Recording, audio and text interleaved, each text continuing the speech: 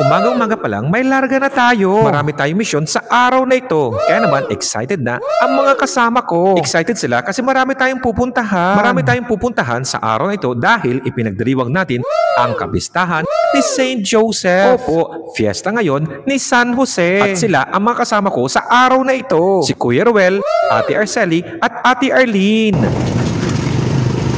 Opo, sila ang kasama ko sa araw na ito. Excited na nga sila. Ayan o, si Ate Arlene, bagong-bago ang kanyang mga eyeglasses at iba pang mga gamit. Ang unang nating pupuntahan ay ang Barangay Kayumnan. Opo, ang patron dito sa Barangay Kayumnan sa ating chapel ay si San Jose. Maaga pa nung dumating kami. Kaya naman si Nanay Heidi nag-practice muna kung ano ang kanyang babasahin sa ating pagdiriwang ng ating Santa Misa sa lugar na ito. At ayan nga, dumating na sila. Sa lahat ng mga taga-Barangay Kayumnan sa araw na ito, para sa inyo lahat, Happy Fiesta! Pagkatapos sa Barangay Kayumnan, nagbiyahe kami. Ayan o, may umutot. Joke lang, dahil yan sa Alikabok. Dahil nga ginagawang daan papunta sa Barangay Gayusan. Opo, pagkatapos sa Barangay Kayumnan, ay papunta naman tayo ngayon sa Barangay Gayusan. Dito ang ating pupuntahan sa Sitio Lagit dahil sa araw na ito ay kanilang kapistahan. Opo, fiesta din sa lugar na ito. Ang ating chapel dito sa lugar na ito ay natalaga din kay San Jose. Kahit malapit nang magtatanghali dahil alas 11 ang fiesta dito, ang pagdiriwang ng Santa Misa,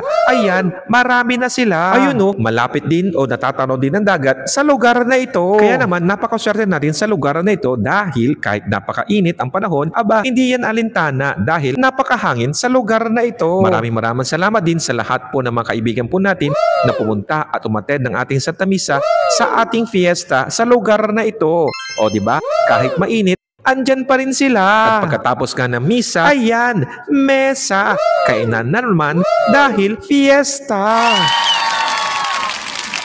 Pagkatapos ng misa at ng kainan, ayan, lalarga na. Uwi muna tayo sa ating simbahan para naman makapagpahinga ng konti. At kahit malayo po ang biyahe, ayan, nakakiti pa rin kami dahil busog kami. Nabusog kami sa pagkain at nabusog din kami sa pagmamahal ng mga kaibigan natin sa lugar na ito. Kaya naman si Ate Arlene may baon pang mais. Pagkatapos ng konting pahinga, andito naman tayo sa barangay. Saan ito? Walang iba kundi sa Barangay Alulang.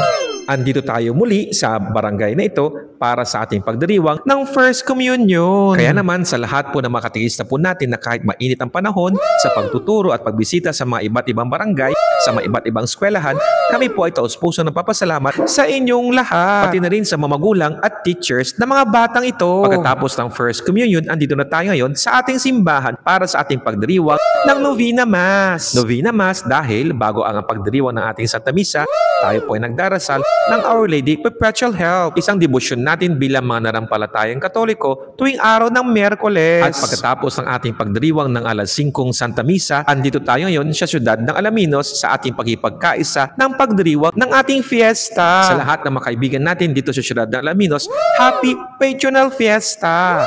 Kaya naman huwag nating kalimutang ipagdasal ang bawat isa. At yan ang kwento ng aming misyon sa araw na ito. Sa inyo pong lahat, maraming salamat sa inyong pagkipagkaisa sa ating kwentuhan sa araw na ito. Thank you po!